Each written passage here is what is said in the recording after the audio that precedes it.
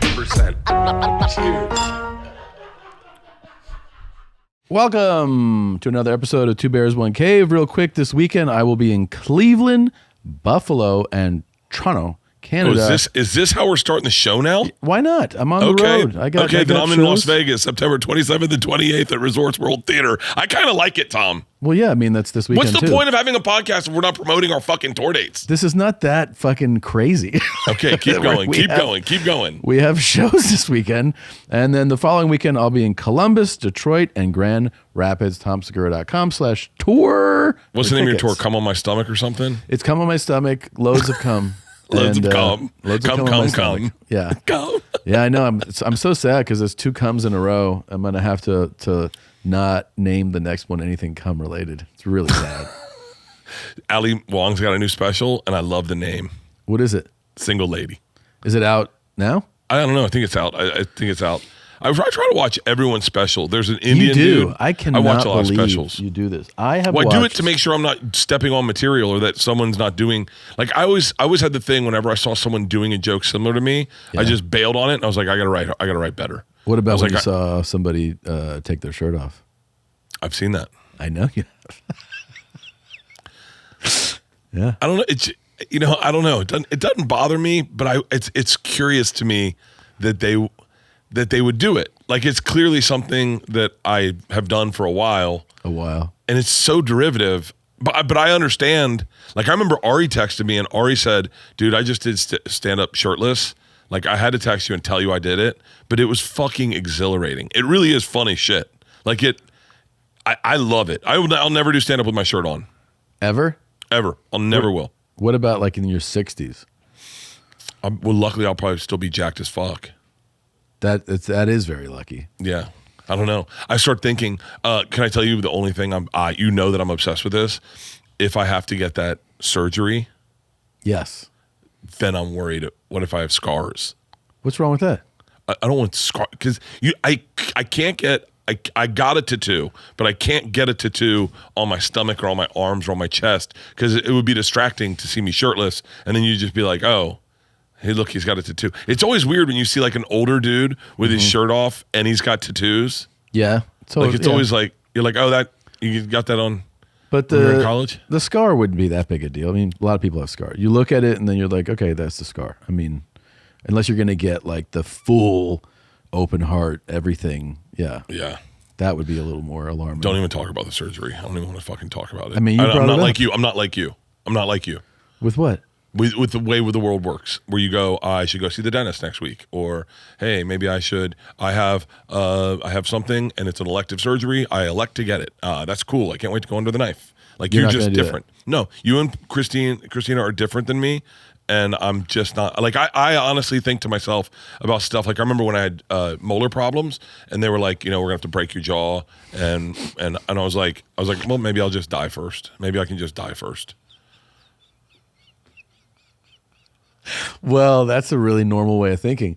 I know people have to. Okay, I know that I'm crazy. I know that I'm crazy, but people have to think like me too. I can't be the only one that thinks like this. Well, I think a lot of dudes. I think it's pretty well known and accepted that a lot of guys avoid, men more than women avoid doctors and doctor's appointments. That's why a lot of guys, by the time they have something that's just completely destroying their body, it's like way too late, because they don't get. But you get physicals, don't you get physicals? I get physicals every 6 months. That's more than most people. Yeah, but but it's just a cardiologist really, and so but he does like full blood panel, and then sonograms all my organs. 6 months, every 6 months. Yeah, every 6 months. And how's your stress about it? Is your health good? Yeah, it was the last one was the best. The last physical I just got it like probably 4 months ago. It was the best shape I've ever been in. Like everything was in the green. Where you like it's like you want optimal. Optimal. Everything was in the green, and I have been partying, and so I was like a little nervous. I got to get blood work this week to get for my longevity shit, and I'm fucking stressed because I was partying so hard in Vegas. Yeah, that was fun though. It was a blast, dude. It was a good time. Vegas was so fucking fun. You were on one when we did the first bar we went to. I didn't remember. I didn't know. I don't remember anything about that bar. Well, yeah. I mean, you didn't remember conversations we had in the parking lot, leaving the podcast we did with Dana. The conversation we had at the bar. You were bringing stuff up to me later. You were like, you know what we should do? And I was like, we already did that. And you were like, oh. I was going through an emotional upheaval. Yeah, you're going through it. Yeah. I mean, dude, I woke up this morning in this house and there's no one there. No one. There's no reason to get out of bed.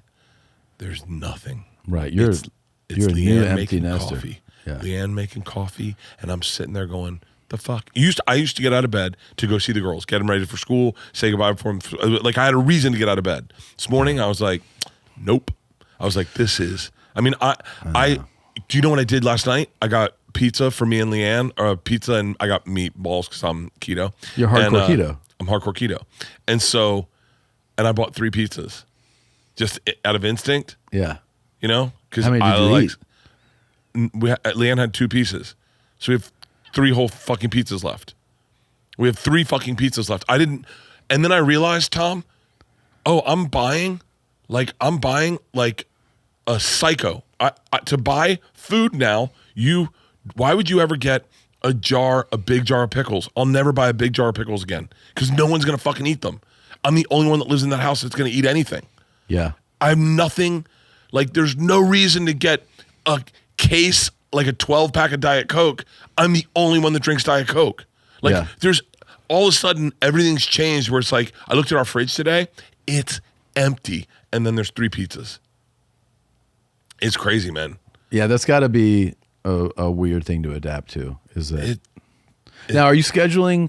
Do you schedule like, trips to go visit them? Like, is that something you guys are doing? No, I Why? don't think so. You're just gonna wait till they come home for break? Yeah, I mean, I don't think my parents loved me that much when I went to college. Like, I got real emotional dropping both girls off, cried for both girls. I don't even remember my dad going. Really? My buddy Jeff Hartley took a bus from Tampa to Tallahassee. His parents didn't even drop him off at the bus station.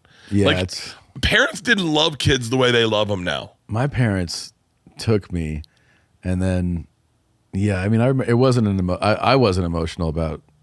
I was like, yeah, this is fine. Goodbye. Really? Not at all. I was not emotional at all. And no cell phone. So how often did you talk to your parents when you were in college? We would talk more. I talked more to my dad than my mom, but I mean, it wasn't like a crazy amount. Now I remember that I brought drugs, for the ride up, and I was getting high on the way up. I was doing what? I was doing GHB the whole way up, and then I skipped freshman orientation, which every freshman went to because I got high in my room and like blacked out. And then, I mean, a few months later I overdosed. So it was kind of timing makes sense, but. Wait, hold on. Yeah, that was pretty cool. Who was this Tom? How many different Toms have we had? A few, I guess, but. Like if you could I've had one Bert. No, I've had, let me think. I have high school Bert, college Bert that bled into up until I met LeeAnn. Yeah. And then 3 Berts. We've had 3 Berts. Right. High school Bert, very serious. Very serious. Yeah, like I wanted to be cool. I wanted to be like I wasn't that funny. I was funny, but I wasn't that. I was funny with my friends, but funny wasn't my. I didn't give a fuck about funny. I cared about pussy. I didn't drink at all in high school. I barely ever drank. I didn't like breaking the rules. Oh, I drank a lot in high school. So wait, what were you like in high school? I mean, I liked. I mean, I partied every weekend. I smoked weed and drank every weekend. I drank a few times, maybe 10 times, 20 times in high school. Not a lot. I think I was way more insecure as a high school kid. I was way more confident. Oh no! Oh, I thought I was the coolest fucking guy in the world. I think that's a super insecure guy, and the guy that arrived in college was super insecure. Hence, skipping freshman orientation to get high. So I think that was like a certain type of person that like you kind of shed some of that once you overdose. And you're so when you overdosed, did you become a new Tom? Oh, definitely. Yeah. So what was the change? Because like when I went to college, I remember going like, I'm going to get a Grateful Dead poster. I'm going to listen to jam band music. I'm going to try smoking weed more. I'm going to mountain bike. I wanted to be outdoorsy. I wanted to rock climb, but we didn't have rocks. Like I wanted to be, and that's when I became funny in college. I became much more confident in college as just like a human being. And like, Really? Yeah, capable, like, I can do these things. I was applying myself more. I was super lazy in high school. I had a horrible GPA. I didn't try. I didn't even try. Teachers would be like, you're not even trying. Like, you got to go, like, you have to, we want you to do well. And we think you're capable, but you're not even applying yourself at all. And I was just like, whatever. I don't give a shit. I just didn't care, I didn't know how to apply myself. I think I had to learn some too. Oh, yeah. When they would say take notes, I would sit there and go, so what part do I write down? Like, what do I write down everything you say? Like, what parts don't I write down? And then I just get lost and go, fuck it, I'll just pretend like I'm writing stuff down. Yeah. I never studied for a test. I don't ever remember studying for a test. Ever. In college? Ever in my fucking life. Ever. Never? Ever fucking ever. How did you pass anything? I would retain whatever information was said in class. Okay. But I didn't do well. I just got C's my whole life. You got C's in college too? Yeah, I graduated. I kind of graduated. That's right. You did take a long time. Yeah, well, it was a long time, and then I didn't. Two teachers failed me, right when I was leaving. Like when I was Rolling Stone was written. Two teachers failed me. They were writing teachers, and they were pissed because I had got an offer of a book deal, and they were fucking livid because they were writing teachers. And wasn't your dad like, hey, what the fuck with you taking this long to graduate? No, it was cheap to go to school at Florida State. It was like $50 a class. But wasn't he like, hey, like, you're my son, do something? No, we didn't. Really? No. I don't know if we had the best relationship when I was in college. Yeah. Because I've seen you guys. You guys are close. We're really close now. Yeah. I remember one time, this is good for anyone that thinks I cry too much. I remember one time my dad and I got into a fight. I remember this so vividly, because it was back when you had calling cards. And my girlfriend was like, we were doing long distance, but she was in like Boca and I was in Tallahassee or whatever. Yeah. So I'd use calling cards to call her. I can't even remember how calling cards worked, but I remember I had a calling card. And so I ran up a bill on the calling card, or maybe it was when I was in Europe. It was when I was in Europe maybe, and I came home after Russia. I came home and I remember being in our laundry room, and my dad got the fucking bill, and he was fucking livid. But as a kid, I was like, what? The calling card how much could it be? And it was like $3.99 a minute, and I just ran up a fucking bill of like $300, and my dad lost his shit, and I got scared, and I started to cry, and he stopped and he went, "Don't you fucking cry. Don't you fucking suck those goddamn tears back up. If I fucking see you cry, I will lose my shit." And I was like, oh God. Oh, Tom, I was 22. I was 22. Yeah. I cried at like 19 one time seeing him mad. I was so terrified. Where I had used his clubs to play golf. And I didn't put them. They were in separate bags. So then he left to play golf. Oh my God! And some of his clubs were in my bag. And when he got back, he was so fucking mad that I swear I was like, I cried. I was so scared.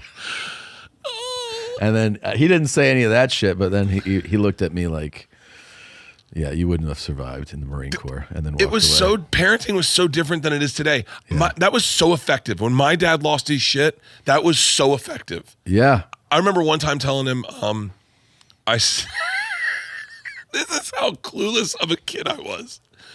I was in college, and for spring break, everyone was going to Aspen to go skiing. And I didn't have any money. I didn't have a job. I had a job, always had a job, but I didn't have any money. And so I was like, yeah, I'm going. And I had my friend book the plane ticket for me. I was like, I'll pay you back. And I was like, yeah, get my ski passes. I'll pay you back. So everyone had gotten, like, my buddy Hutch paid for everyone. And he was like, all right, you guys just cover me, because Hutch had money. But he had money because he worked really hard. He did this, like, door-to-door encyclopedia salesman guy. It was kind of like a Mennonite, but not. And so Hutch paid for everything. So I came home and I was like, I was like, yo, Dad, I'm going to Aspen next week. And he was like, what?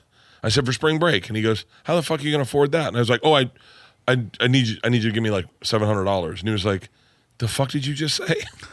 And I was like, I need $700. And he fucking, in my bedroom, lost his fucking shit. Do you know how hard it is to make $700 fucking dollars? And you just come into a house you don't even fucking live in anymore, and you go, give me $700? How the fuck? And he's like, you're not going. And I was like, Dad, you're not gonna like this. Someone's already paid for all my shit. He was like, what the fuck? But it was so effective because when I got yelled at by my dad, it scared the shit out of me. Dude, I remember when I went to college, my sister was in Boston in college, and he gave her an allowance, like monthly. He gave her money to be in Boston, and I was like, "Oh, cool! Like, let's talk about my allowance for like, you know, for college." And he was like, what? I was like, oh, because, like Maria gets that allowance for Boston. So like what am I getting? He was like, you don't get anything. And I was like, what? He was like, you're a guy. I was like, what do I do? He's like, get a job. I was like, but I'm full-time in school like your daughter. And he was like, yeah, you're different. And I was like, okay. So I had a job the entire time I was in college. Like I worked for a broker, and then I got a job at Granger, and then in summers when my sisters would be laying by the pool, I was selling knives door to door. Like I had jobs all through college, and he was like, right, because you're a guy. Like you don't get it. And I was like, how about my little sister? He's like, yeah, she gets an allowance. I was like, oh, this is a cool fucking system. Investing can feel intimidating, and people don't know where to start. Acorns makes it easy to start automatically saving and investing for you, your kids, and your retirement. You don't need a lot of money or expertise to invest with Acorns. In fact, you can get started with just your spare change. Acorns recommends an expert-built portfolio that fits you and your money goals, then automatically invest your money for you. And now Acorns is putting their money into your future. Open an Acorns Later IRA to get up to a 3% match on new contributions. That's extra money for your retirement. I'm telling you, everyone I know is using Acorns. Halston uses it. Christian uses it. All the girls downstairs use it. It is a real no-brainer. It's very simple. They just round up when you spend money, and then you invest that money. I mean, and our landscaper was telling us she took a vacation for free because she was using Acorns. And I think that's so cool. It's such a simple way to wrap your head around it. I just went down, I downloaded the app, and I will just tell you, head to acorns.com/bears or download the Acorns app to start saving and investing for your future today. And by the way, check out how many 5-star reviews they have. They've got a lot. Head to acorns.com/bears or download the Acorns app to start investing, to start saving and investing for your future today. Paid non-client endorsement. Compensation provides incentive to positively promote Acorns. Investing involves risk. Acorns Advisors, LLC, an SEC registered investment advisor. View important disclosures at acorns.com/bears. Today, I'm thrilled to unveil the latest masterpiece from Manscaped, the Lawnmower 5.0 Ultra in forged gold. Welcome to the golden era of grooming, where precision, luxury, and performance meet. In a world where grooming tools come and go, Manscaped is setting the gold standard with this special edition trimmer. I grow hair everywhere. I wish it were permittable to show you my nether regions and inside and around my ass. There's a lot of hair, and I trim it up with my Manscaped tools, and I got to tell you, it makes eating easier there, and every time I show someone my genitals, they're like, that's a nice trim. With the Lawnmower 5.0 Ultra Gold, experience unparalleled precision with the next generation dual skin-safe blade heads, one trimmer blade and one foil blade designed for flawless performance. These blades aren't just about looks, they're engineered for excellence. The updated trimmer blade features longer, wider, and rounded teeth to tackle hair effortlessly, while the foil blade provides a sleek, smooth finish. Join the 10 million men worldwide who trust Manscaped for all their grooming needs and get the special edition Lawnmower 5.0 Ultra, and Forge Gold while supplies last. Get 20% off plus free shipping with the code BEARS at manscaped.com. That's 20% off plus free shipping with the code BEARS at manscaped.com.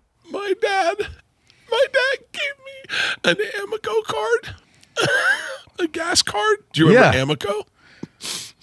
And I would take my friends shopping there and get them to give me cash. And I just go in, and Tom, I spent so much money at Amico, they sent him a plaque.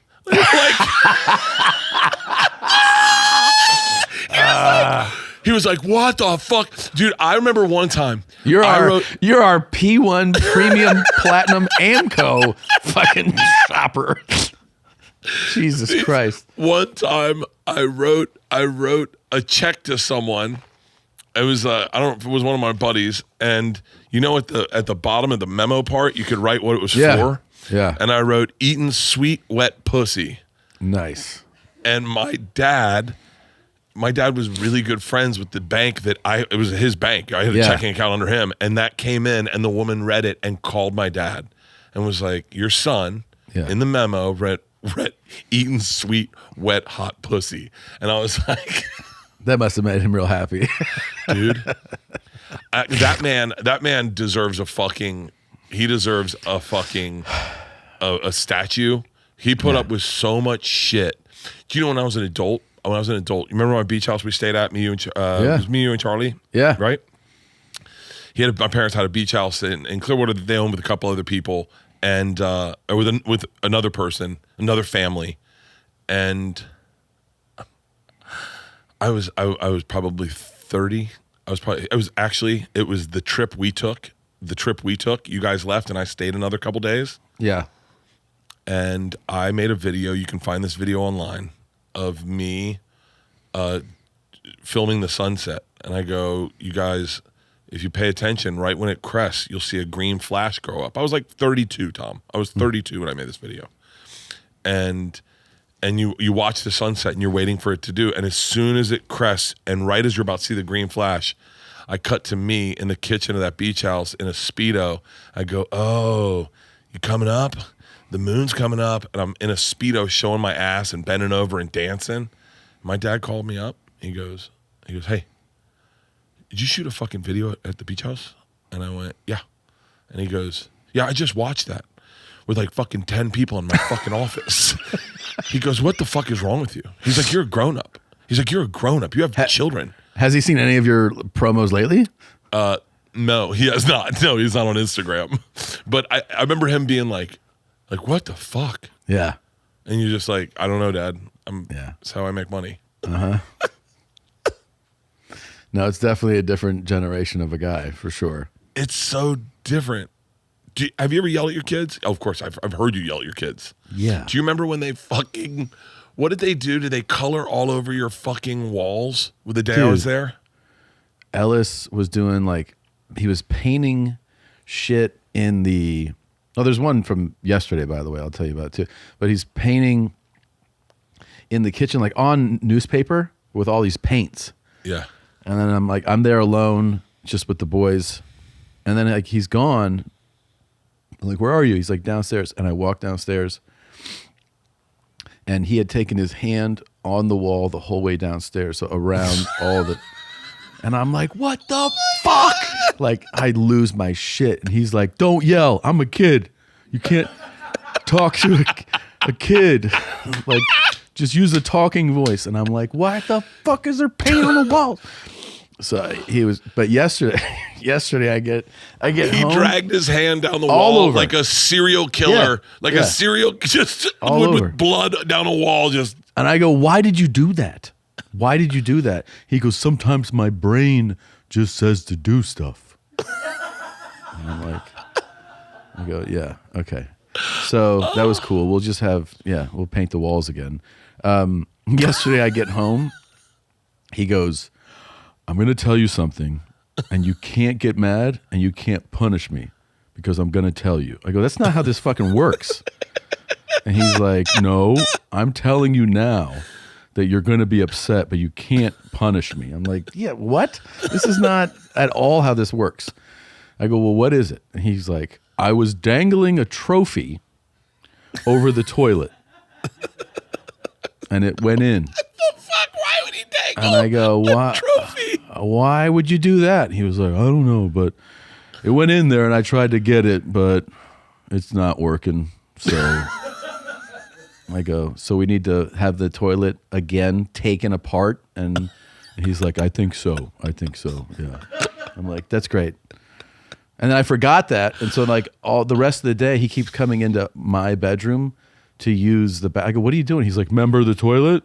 I can't use that one, so I'm going to use yours. I was like, oh, right. That's right. So, yeah, right. We have this agreement now that I can't get upset. How do you keep that in that kid for the rest of his life? Like, that's my thing. It's like, we lost it in Isla for a period of time. I remember, it's the reason I have such fond memories of Isla when, like, you know, when we were on vacation or like any time, like we went to LeeAnn's lake house right before we took Isla to college, and we're all going to go on an epic kayak journey. And I got my paddleboard there, so I was like, cool. And Isla jumps in the water and swims over to my paddleboard. And she's 18, and I go, what are you doing? She goes, we're going twosies. I said, you can't do twosies on a paddleboard. And she goes, yeah, you can. Big guy, we got this.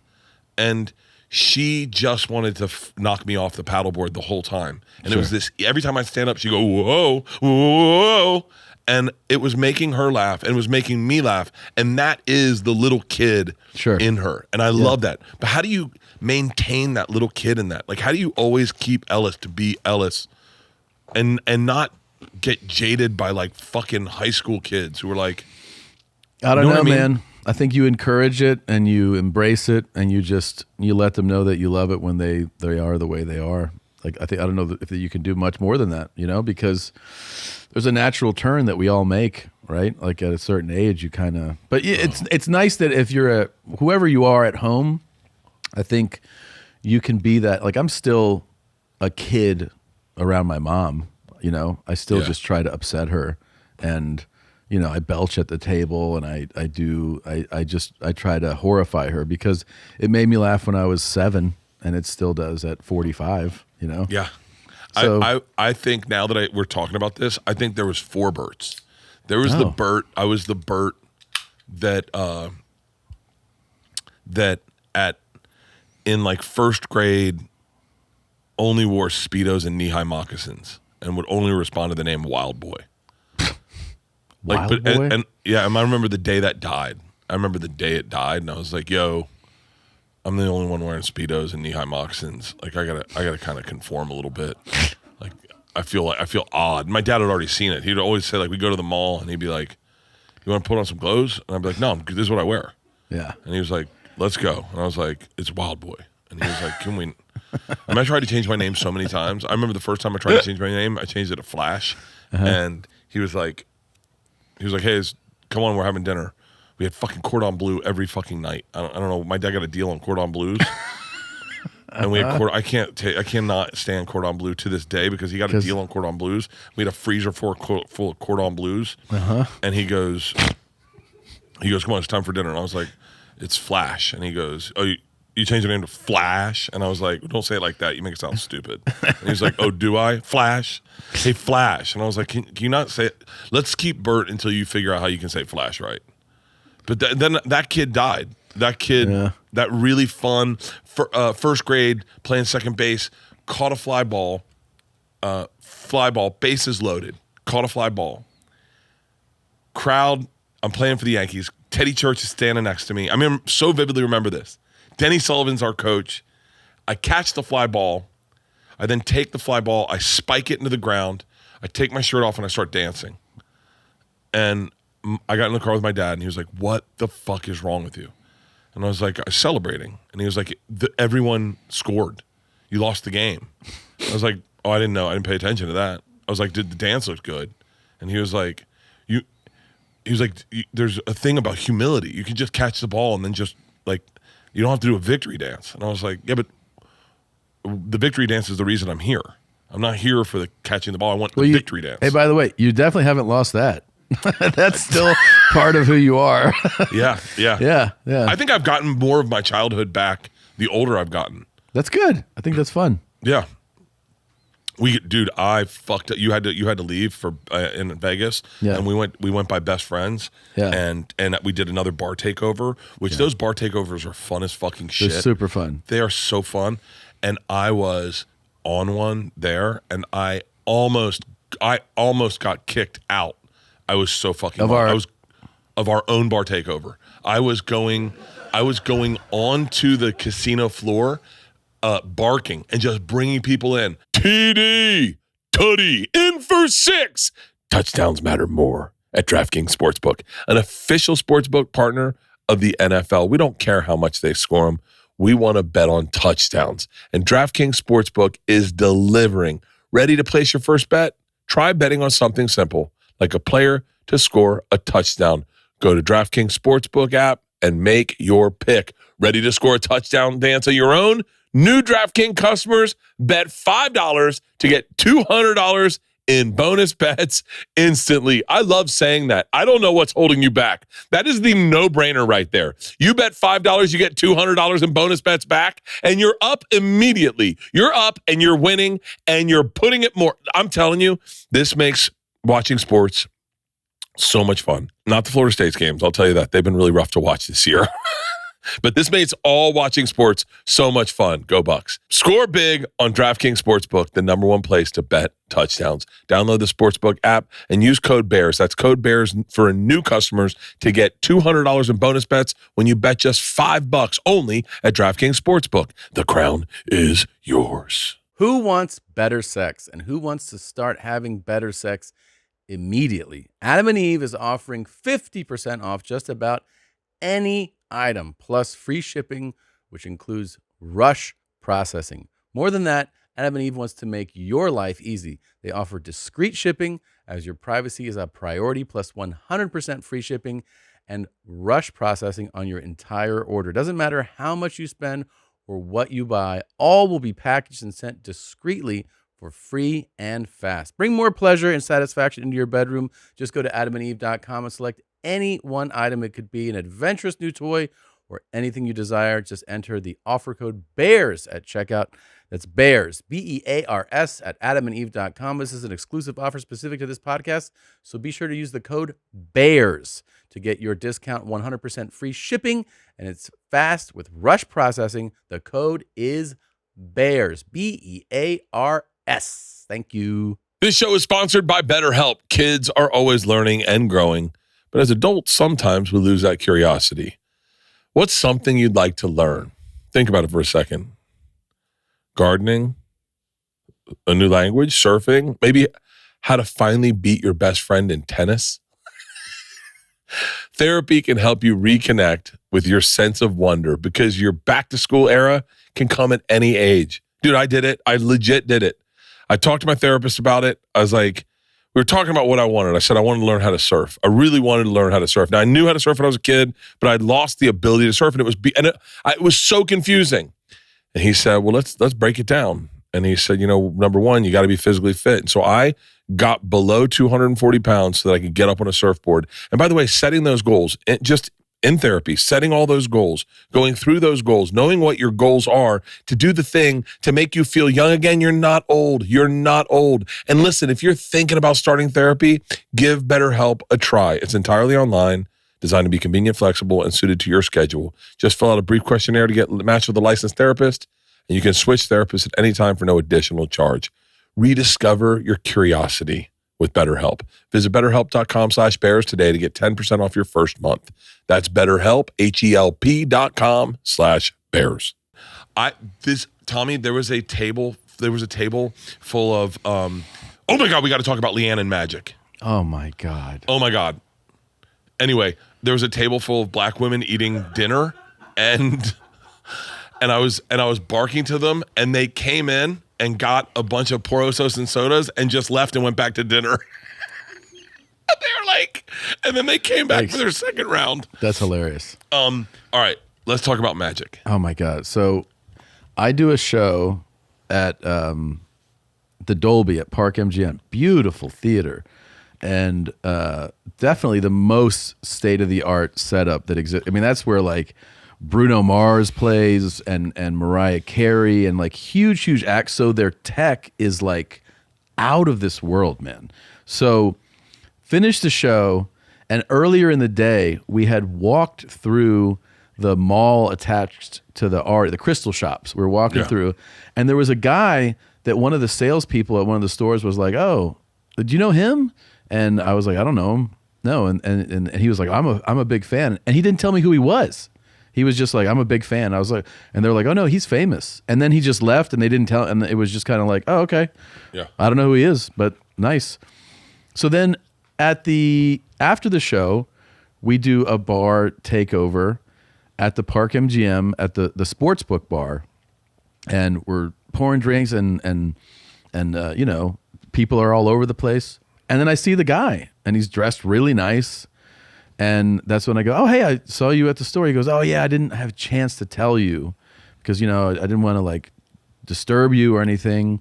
But, yeah, I'm a magician. And then somebody else goes, now, he's not just, like, a magician. This dude is, like, a world-class, up-close magician, like, top. And he has shows in Vegas. And they're like, yeah, they sold out for, like, 6 months. Like, he's top tier. And I was like, do you remember his name? I don't remember his name. I'm name. sure I can find it. But I go, oh, that's cool. And then, you know, he's just very nice, and we just, you know, kind of say hello. And then a moment later, Sean, who I work with, goes, hey, do you want to see that guy do like magic, like up for you right now, up close? And I go, sure. Like, we're in this like kind of sectioned off area of this place. And I go, yeah, I mean, if does he want to? I didn't want to like ask him to do that. And they're like, no, he said he would. And we're like, oh, okay. So he's like, come down here. We sit down on a couch like this. And I go, you know, he's like, yeah, you know, a couple other people join us. And then somebody grabs you and you go, we gotta go get LeeAnn. She has to see. You don't understand how she is around magic. And I think you're just doing your typical Bert stuff of like, I'm like, yeah, okay. Dude, this guy starts doing card tricks, right? And he's doing that shit where you're like, what the fuck, right? Where it's like, hey, write your name down in marker on this card. And then he shuffles a bunch of stuff. You can't find it. And he's like, have you looked under your hat? And then it's under you're like, what the fuck is going right? Like that. Yeah. And when LeeAnn gets there, she writes something down on the marker or with a marker on the card. He starts doing that. And she's like, yeah, but what's under your sleeve? And he's like, what? No, show me. Like, no, stop right there. Stop right there. But now I want to see the card. Flip them over all over. I want to see all those cards again. Show me that. And we're like, what are you doing? She's like, well, it's a trick. He's just doing a trick. We're like, yeah, he's not an actual wizard.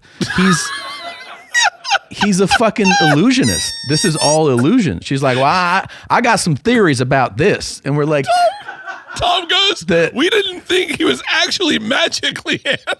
Did you think we were a bunch of peasants going like, oh, I've got to re-question everything in my life. This guy's magic. I don't think he's summoning spirits. He's just a talented illusionist. And she's like, well, I don't know about any of this. I got some theories. And we're like, she said to you, she goes, Tommy, it's called a magic trick. It's a trick. I know it's a trick. No shit, LeeAnn.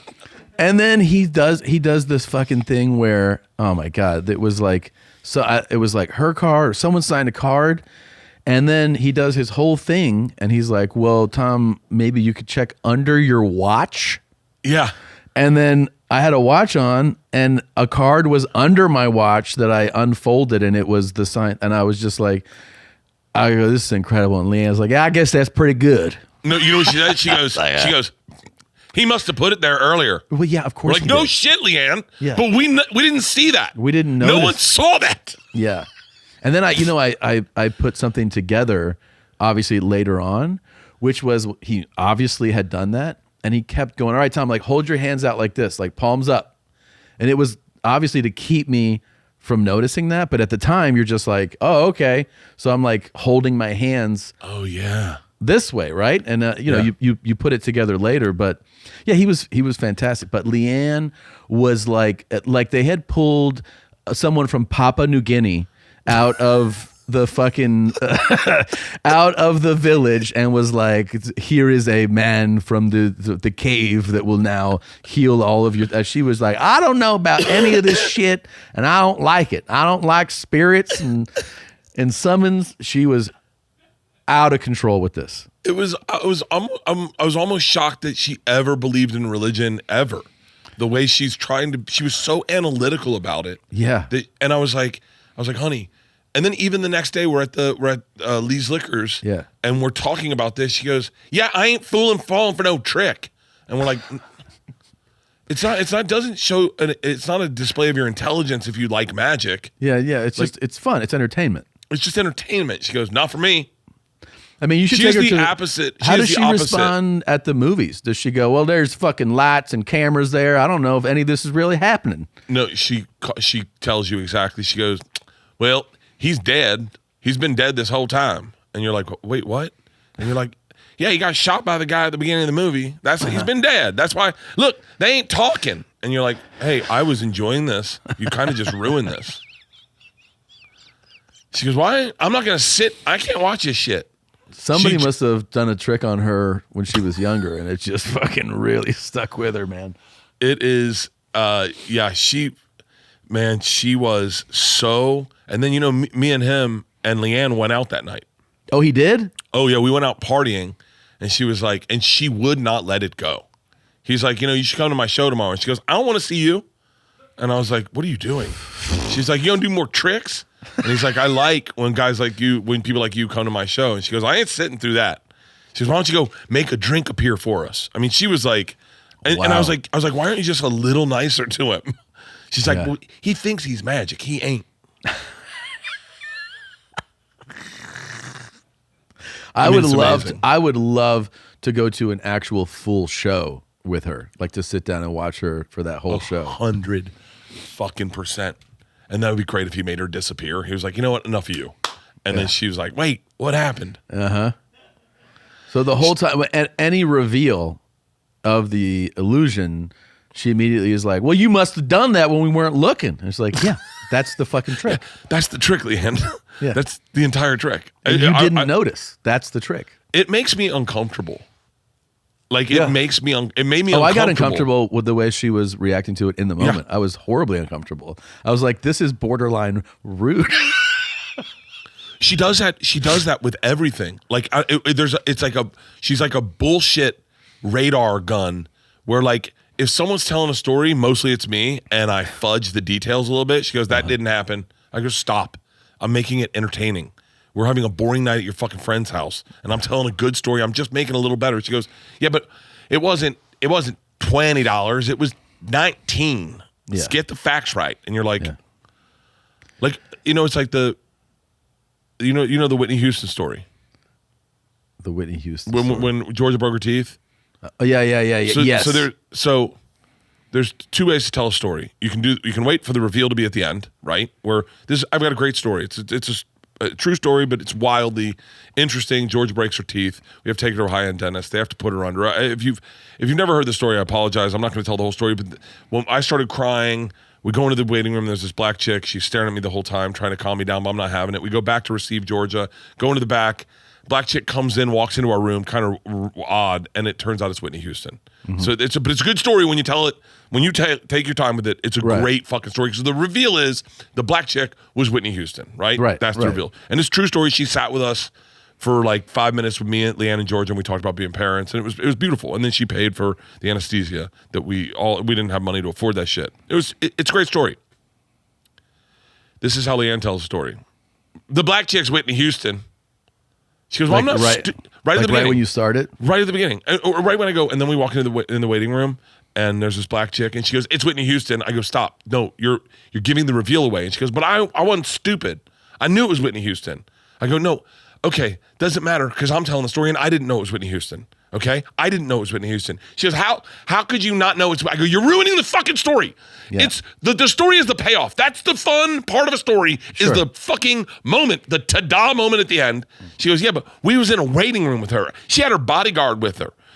How did you not... And I'm like, Well, you realize that one of you tells stories for a living, right? Yes. Okay, so... Oh, my God. And now it's just me and her, Tom. Yeah. No kids. Right. Just me and the truth. Why don't you just start doing unannounced visits to both girls? Oh, they would love that. Just show up. Bring treats. You know? I texted Isla this morning. I said, hey, how are you liking school? She said, wrote back, I'm on my period. I was like, cool. The fuck? Yeah. I don't know. Georgia just said for the first time, I'm allowed to wear her college's clothes. So we went to Isla's, because both the girls don't want anyone to know where they go to school, so they want their privacy. You'd be shocked how much people care about fucking anonymity and being just regular people. Oh, so people don't know. People don't. I mean, I'm sure people. You know how the internet is, but yeah, you can find for the most part, I've never really talked about it. I've told everyone Georgia goes to Yale, so everyone thinks she does. I told everyone Isla was going to Harvard. They're clearly not. And but I've never been allowed to wear Georgia's college gear. And then we went to drop off Isla, and she could see that I was very bummed that I couldn't buy any of the stuff, because as a dad, that's like the coolest. Yeah, you put on your kids fucking thing. It's like, my dad didn't go to Florida State, but when I went to Florida State, my dad rocked Florida State gear all the time. He called me about the games, and it was like, and he was just, you're proud of your kid. And I'm really proud of them, and I want to rock sweatshirts, and I mean, one of my favorite things when we're on tour at those arenas is to get the workout shorts, those mesh workout shorts. Yeah. I love those workout shorts, those basketball, and Georgia saw how bummed I was that Isla wasn't letting me buy any of the gear. She didn't want me to have any of the gear, so that if I ever take a picture of someone and they see it, they're like, oh, that's where his kid goes to school. And then Georgia came up to me and she goes, hey, I'm sorry I never let you wear our gear. And I was like, it's okay. I was like, it's important to you. It's important to me. She goes, you can start wearing our gear. And I was like, for real? She goes, yeah, but just wear a lot of college gear. Like I know you have other college. Yeah, like rotate it. Don't. Yeah. I was like, fucking Notre Dame shit's so cool. Yeah, that's cool. Do you know, can I tell you something wild? I just found out that Matt Rife's, I don't know the right way to say it, but he had like a breakdown, you know? Where he had to be like, he had to stop his tours, hospitalized. Yeah. Did you know it was from insomnia? I know he told me he doesn't sleep very much at all, and then he was touring real crazy, so like an exhaustion type of thing, you know, it makes sense. Yeah. He sleeps like 3 or 4 hours a night every night. What the fuck? I don't know. That sounds horrible. Absolutely horrible. And he doesn't party. He's not doing drugs. So it's just real insomnia. I guess so. I mean, I for me, it's like the baseline of whether I'm going to have a good day is just all about sleep. So I can't imagine operating regularly on 3 and 4 hours sleep. I just can't imagine it. So is insomnia, and I apologize to anyone who has insomnia is listening, is like, how, you know, because people get really personal about their things. Yeah. And so I'm sorry that I don't know anything about it. But is it anxiety? Like, is it? Well, I mean, there's different things that cause insomnia, and people have dealt with it differently, but overall it's just this kind of inability to naturally fall asleep. There can be. Is it like erectile dysfunction, where it's like you get in your head about it and then you can't get your dick hard because you're in your head about it? I think that's a pretty good analogy. Yeah, I mean, they just can't fall asleep. Some people like just try everything and black out the room and sleep masks and meditate and obviously medication, but some people just really struggle with it. Some people it's way more mental and emotional, and some people have like chemical irregularities in their mind that cause it. But I don't know what the root cause of his is. That's wild. Yeah, I saw him. He came up. It's amazing what comes up on your not on Instagram search, the discovery page, but on YouTube. Mm-hmm. That fucking blows me away what YouTube selects for me. Yeah. Because I had to change my algorithm entirely so that I didn't want comedy in there. Yeah. Because I just didn't, I wanted to learn stuff. And I want to talk to you about the history podcast. But what's crazy is like, I came up, it was a Matt Rife interview, and I was going to flip through it because I don't like watching comedy interviews on YouTube. But it was like, they talked about his insomnia, and then he fucking lives in Rhode Island. Matt does? He lives in fucking Rhode Island. Really? Like he doesn't live in LA, doesn't live in Austin, he lives in Rhode Island. He has a place in LA and a place in Austin. I'm sure he's got places everywhere, but his home is Rhode Island. I had no idea. Isn't that No fucking idea. wild? Yeah. No idea. Yeah. All right, so let's talk about this. I think Okay. I've stopped listening to history podcasts. Yeah, I mean, you keep bringing up every time I see you and talk to you that you are consumed by thoughts about death. Yeah. And you wake up thinking about death and you go to bed. But you also took it further and said that what you really think about is that you don't want the world to continue after you die, and that you would gladly push a button that ended the world if you knew you were about to die, which is a really cool thing. But so like, did you wake up today thinking about death? Oh, so bad. So bad. I'm listening to a podcast about the Northwest Passage to Asia from England. And it's everyone that tried to get basically through like through above Canada and then above through the Arctic Circle to get to Asia. They were looking for a shorter route to Asia, but just everyone fucking died. I mean, these one dudes ate undercooked polar bear, and they all got trichinosis, and their teeth fell out, and their loins hurt, and then everyone died, and then they were cannibals. And it's like, and every story you hear, they're like, and then he died, and then he died. You listen to who's the guy that married Pocahontas? Not James Madison. Is it what? No, is it John Smith? But they talked about the whole establishment of Jamestown, and everyone just died, and then no one ever lives. And so I think I'm hearing that so much that I just get consumed with death. And I was like, but I don't have anything fun to listen to. Like, I can't listen to a comedy podcast to fall asleep, because if it's good, I get involved in it. And if it's bad, it frustrates me.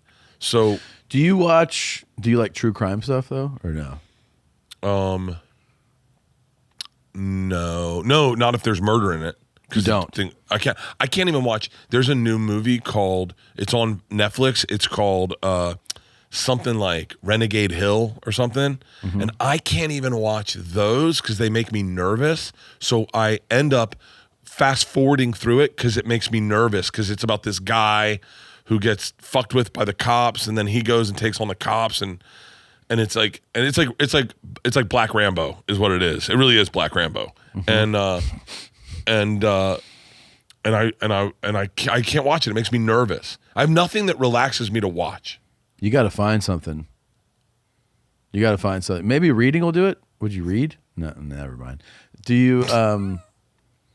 Yeah, but what about? Because like Christina always comments to me, she's like, Jesus, you fucking go to bed every night watching some type of killing, So I'm either watching true crime biography stuff about like some horrific crime, or I'm watching scripted, thrillers, murder mysteries, things like that.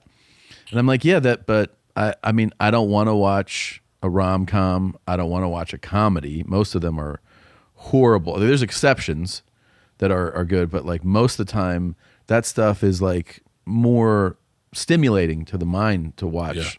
So, but she's like flabbergasted by it. She watches like period pieces only, like, British royalty, all that type of stuff. But maybe you would enjoy that, because it's kind of history and it's less death involved. Like The Crown. Did you ever watch that? I watched The Crown. That was fucking awesome. So there's a bunch of like, I like foreign language cooking shows. If that does it for you, then why don't But I can't fall asleep to them because I want to see them. Like I tell you what I love. You know what I'd love? I would love a Spanish speaking podcast, I bet. Because when we lived back in the smaller house. Do you have acid reflux today? No, I don't know what's going on with me. I'm just coughing a lot. Yeah. No, but you're clearing. You're not just you're like like you don't have something going on? No. No? Why do you notice stuff like that? I mean, it's just you've done it a lot. And you also mentioned when we were in Vegas that after you got back to your room, after getting absolutely hammered, that you ate a dozen donuts. So I was just wondering if that carried on to this week. Are we telling all our secrets? I didn't know that was a secret, hardcore keto guy. I just thought that maybe something is coming up. No, I couldn't. The day I dropped off, Isla, the last day we're catching our flight to Vegas, and I get a text at 6 a.m, and it says, "Will you get me donuts?" And I started fucking bawling. I was bawling, and I was like, it's like, this is my last duty as a dad. Like, this is like my swan song. Is like, I always got the girls donuts, and I got up, got out of bed, and I was like, let's go get fucking donuts. And I was crying the whole ride to get donuts, and then I bought 4 dozen donuts. Oh my God. Because I couldn't. First of all, this fucking dumb who, I know we're not allowed to say, but I go, can I get a dozen donuts? And she goes, sure. And she gives me a dozen of the exact same strawberry sprinkle donuts. And I go, well, no, can I get an assortment? She goes, what's an assortment? I go, you work at Dunkin' Donuts. How do you not know the word assortment yet? And I go, different donuts? And she goes, oh, you don't like these? And I go, no, those are great. They're great. Can you mix it up? I said, can I get another dozen donuts? And can you throw like different ones in there? And she starts with the strawberry sprinkles. And I go, okay, cool. We've covered the strawberry sprinkles. So then now I barely have an assortment. So I go, can I get another dozen donuts? And then give me everything you haven't given me yet. Do you know what she does, Tom? I swear to God. She goes to the first box and starts moving strawberry sprinkles into the new box. I'm like, are you trying to move strawberry sprinkles or something? Like, what is the strawberry sprinkle thing? And so I had to get 4 dozen because she never even gave me an assortment. So you brought home 4 dozen donuts. Isla was like, Dad, I can't take these into the dorm. She's like, I'm going to look like a fucking lunatic. They're going to think I have an eating disorder. I was like, I don't know anyone there. And I'm walking down the hall with 4 dozen donuts and a fucking tub of coffee. And I was like, make friends. I was like, go door to door and just give girls donuts. And she was like, Dad, and she was so frustrated with me. But I cried the whole time getting donuts. So then we get to Vegas at the Park MGM, and the fucking Park MGM is so fucking great. Do you know what they did, Tom? They have pictures all in the rooms, pictures of Vegas or whatever, or Frank Sinatra. They changed them out with pictures of my family, of me and the girls. They put pictures of me and the girls in every frame. Wow. And then they gave me a dozen donuts. And I got hammered with you. And I came in and I saw the pictures and I saw the donuts and I was like, fucking donuts, man. And I fucking worked a dozen donuts crying. Wow. Wow. Yeah. But I am keto, so I only ate the tops. Yeah, that's how keto works. That's good. Yeah. You should run that by a nutritionist. I just ate the tops of the icing. It's less calories. Yeah, that's totally less. You're fine. I remember when we were doing the fat shaming thing. I remember one time I was in Chicago O'Hare and I went to McDonald's and it was right when I was getting fat shamed the most. Yeah. And I went to McDonald's and I got, my order was like, I think it's usually 8 cheeseburgers, Big Mac, and a large fry. That's your regular order? It was back then. But what I do is I taco the cheeseburgers. So I take the bottom bun off, all the business is on the top bun, the cheese, the pickles, the ketchup, and I taco them. Yeah. And so I'm tacoing 8 cheeseburgers, but people are looking at me. Yeah. So I'm drunk, I got a backpack on, and I got fucking 8 cheeseburgers. I'm standing. So I went over to an old phone booth. It was like, it used to be a phone booth. And I put my face like I was making a phone call, and I just ate in privacy in this old phone booth. And as I turn around, there's a fan there, and he goes, wow. I'm like, yeah, I know. This is how this happens. Holy shit. Yeah, man. Yeah, it's funny because if you eat in private, then it doesn't count. You know what I mean? No. Yeah, If nobody sees you what you're eating, and then it doesn't really count that you ate it. Well, it's all in your head anyway. Like I feel if I work out, I feel skinny. If I don't work out, I feel fat. Yeah. When I was at my fattest after a workout, I'd feel skinny as shit, and I'd be like, but if I don't work out at all, I feel fat. And have you ever woken up and you eat like shit before you go to bed? You wake up and you go, I feel like shit. Yeah. But if you get so drunk you don't remember eating at night, you wake up going, I didn't eat last night. I feel fucking good. Yeah. And then if you eat a Xanax, then you sleep longer, and then you wake up skinny. You haven't eaten. Dude, if you that is the fucking move. That's how that's the best way to jumpstart a diet. Is Xanax and Ambien, and if you can tic-tac those start it on a Saturday night. Don't go out Saturday night. Take a Xanax at 4 p.m. Have a cocktail with it. Go to bed. Wake up Sunday morning. First thing you do, take an Ambien. Go right back to bed. Sleep all day long. That evening when you wake up, open a bottle of wine, get a vodka soda, have a couple cocktails. All of that's going to kick back in your system. You'll wake up Monday morning in a 5,000 calorie deficit, skinny as fuck. And that's how you start a diet. Yeah. So you jumpstart a diet. It's all about the jump start's the important part. How's your diet now? Is it good? I haven't eaten today. That's good. Yeah, but I ate meatballs and burrata cheese last night. Okay. I ate really good at Best Friends. I just had steak. I do stay away from bread primarily and pasta and rice. Okay. And I just try to eat lean. But like I eat an avocado a day. I don't know if that's good or not, but I eat an avocado a day. That's I not fucking a problem. love avocados. That's good. But I'm eating a lot of red meat. Okay. I don't know. Do you like chicken and fish? I'll eat rotisserie chicken. Okay. You don't like seafood? You like fish? Or not really? I do. It's hard. It's like I eat a lot of out, and so I don't trust a lot of fish out. Okay. And if I go to a steakhouse, I want a ribeye. I don't want salmon. Like I'm like, who the fuck is salmon? Yeah. Yeah. I don't really eat a lot of fish. Now that you say that, I can't eat sushi because it's rice. I swear to God, if I have a cut, like I was telling you this, I went to Philip Lee's Yamakushi, whatever it's called. Sushi by Scratch? No, you had omakase. Yeah. And it wasn't even that. It was like 15 pieces of sushi, but I left and my stomach felt like it was huge. Actually, my belt was tight when I left. They have well, the thing is they have a pacing to it. So in the pacing, your digestion is kind of keeping up a little bit. It's a little more realistic what your capacity is, because they're not like, here's all at once. It's like piece, couple of minutes, a minute or two piece. And so you eat often. Yeah, I'm eating, let me see, I'm eating probably 1, 2, 3, 4, 5, 6 times a day. 7 times a day. What? Yeah. Yeah, I got up this morning and I was like, I'm not fucking eating. You're a fat fuck. You don't deserve food. And good. That's a good way to talk to yourself. Yeah, dude, I talk to myself like I really hate me. I am burping a lot now that you say that. Yeah. I talk to myself like I fucking hate me sometimes, especially if I was drinking the night before. Yeah. And I wake up going, you're such a stupid fuck. Did you drink a lot last night? Yeah. Yeah. We went wake surfing. Yeah. Remember I told you I was going wake surfing with Austin Keene? It was fucking so fun. But then we're wake surfing, I'm feeling healthy, and then they throw me a beer on the wakeboard, and they're like, kill it.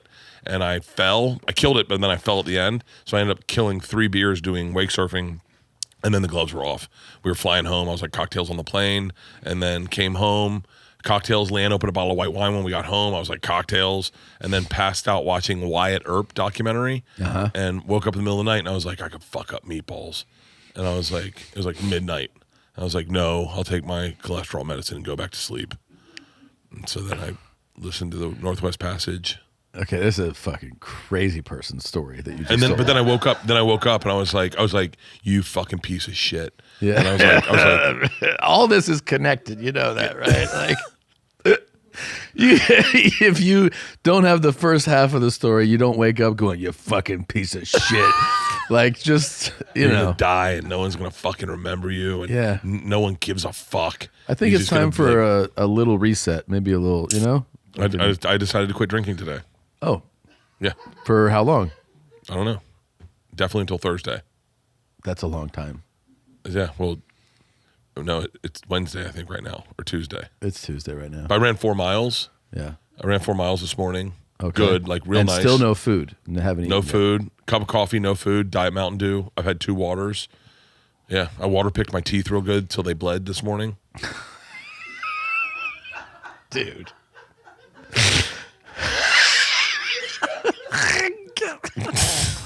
I just hate me sometimes. Fucking A, man. You're a fucking lunatic. So I don't know. Maybe I'll have something to eat today. I bet they got food that's downstairs. A good idea. I think you should eat something today. Okay, what are you going to eat? What are you going to eat? Let me guess. A piece of chicken. I have it with me. What do you have? What do you gonna have? I have chicken breast. I have a little medley of vegetables, greens mixed in there, some avocado. I ate some. I'm gonna have some more. Oh, it's also got some sliced pear in it, so it's like some fruit in there too. I can't do that. I can't do fruit. And then now I'm getting fucking hungry. And then I'm gonna have a little bit of almond butter and another banana, like in about an hour. And then dinner I'll probably have like sea bass and some greens. But I'll have I'll have a pound of sea bass. Really? Yeah. Sea bass is so good. Do you make it yourself? I love it. Yeah. So how do you do it in the oven? Yeah, sometimes. I mean, I mix it up. Sometimes in the oven. You could do it on a grill. You can do it in a pan. You know, I use sometimes olive oil. I like it simple too. Salt and pepper. Like I don't salt like and pepper. Yeah, salt and pepper. Oh, yeah. I'm gonna have fucking sea bass today. I'm gonna go buy a sea bass. That's good. I'm gonna go buy a sea bass and go make a sea bass. That's what I'll do. A ton of it. You can handle it. It's good for you. I will. Yeah. I'm gonna fucking fuck up sea bass. There you go. How much water are you drinking a day? Well, I try to drink at least 4 liters, but I'm definitely behind today. So 4 liters. All right. Yeah. I had 5 of these in the middle of the night last night. In the middle of the night? Yeah, when I got up and I was like, I'm just gonna murder fucking water. Well, so I just drink 5 That's 2.5 liters in the middle of the night. How many liters do you drink? I try to drink 4 to 5 a day, but not in the middle of the night. Okay, what's going on here? Okay. Then I'm done. That's half a liter. That's good. That's it? Yeah. That's half a liter right there. Thought that was like a liter. It's literally almost exactly half of one. Yeah. 16.9 ounces. Yeah. 19 ounces. 16.9. I have the same one. They're not different. They're different. This is 16.9. You just don't have your glasses on. Okay. All right. I'm going to go eat. I got to go eat. All right. I'm going to go pee. I love you. I love you too. Eat something healthy. It was great spending time with you in Vegas. When is our next party? Well, we already did Orlando. Motherfucker. No, Orlando was fun. Yeah, it was a good time. We'll announce another one soon though. I think we're gonna announce a very fun one for December. I know which one you're talking about. I think it's gonna be very fun. That'll be pretty crazy. Yeah. We'll have to get you like primed and ready so that you can be full Bert on that. Let's get you some more water. Yeah, I'm gonna water up today. Okay, good. All right, sea bass and water. Right. I love you, Tommy. I love you too. Bert and Tom and Bert. One goes topless while the other wears a shirt. Tom tells stories and Bert's the machine. There's not a chance in hell that they'll keep it clean. Here's what we call 2 bears, 1 cave.